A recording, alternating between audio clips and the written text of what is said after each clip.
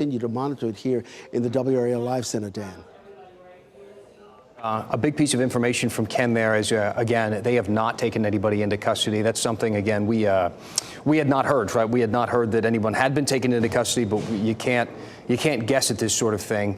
But we do know now at this point, police, law enforcement, they're still searching for the person or people at the center of this shots fired investigation that has caused a lockdown here at UNC. But from the looks of these images, I was guessing that probably that was the case, that they probably still have not found someone. When you see students coming out of buildings with their hands above their head, it usually indicates that those buildings are being searched, and the people who are being declared as not a threat or not the suspect, they are processed and allowed to leave. And that's kind of what we have been seeing from inside the perimeter at this point, where journalists obviously are being kept out. The only people you're seeing in there are those who were trapped in those buildings when this call first went out, and the law enforcement responding there looking for this suspect and trying to bring in this situation to an end. I do want to talk to Landon Elliott, who is a student at UNC.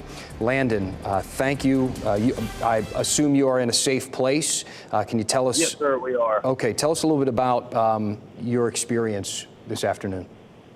Yes, sir. We received word over text that Alert Carolina said that there was an armed suspect on campus, and we immediately took cover.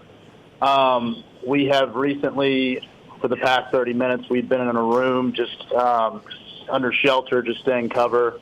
But, obviously it's a very stressful time, and we're trying to, stay together and just stay calm. But we have seen cops around campus just telling people to get inside, so that's where we're at right now.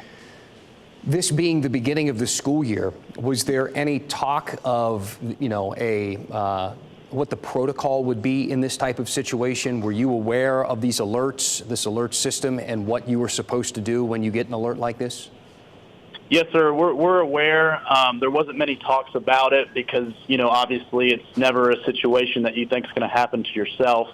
But as soon as we get those alerts, we get very nervous, and we immediately run to the room that we can barricade at. Yes, sir. And Landon, give me an idea. Are you in a group of people? Are you with other students? Were you in a classroom at the time?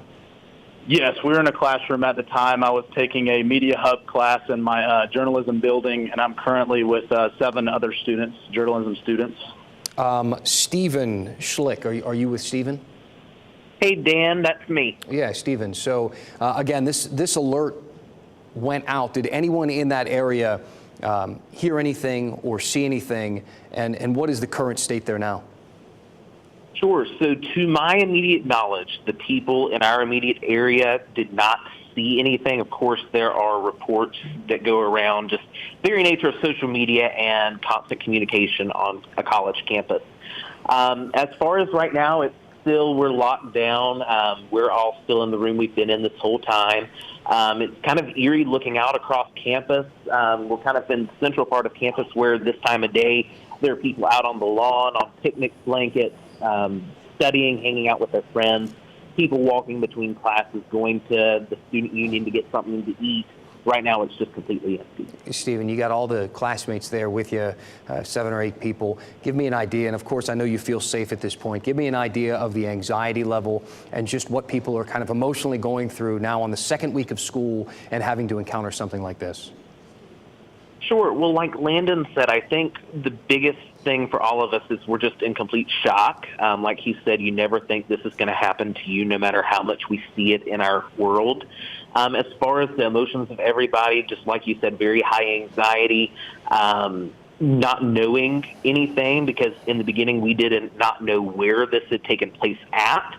The alert was very cut and dry. There's somebody on or around campus. So in the beginning, we didn't even know if they were actually on campus.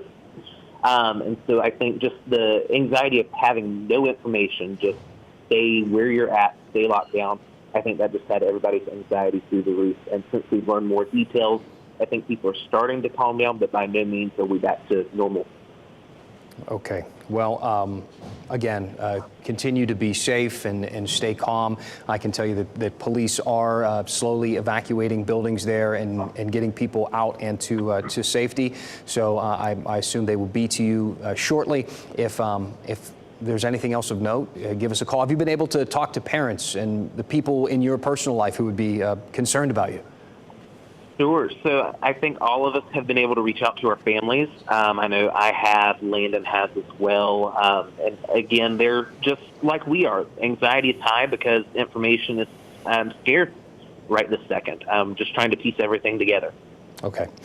So, Stephen, thank you. Thanks to Landon, who we spoke to moments before that. Again, stay safe, and we will check back in. Ken, let's go back to the Live Center. More and more information keeps coming in by the moment. Anything new? Right.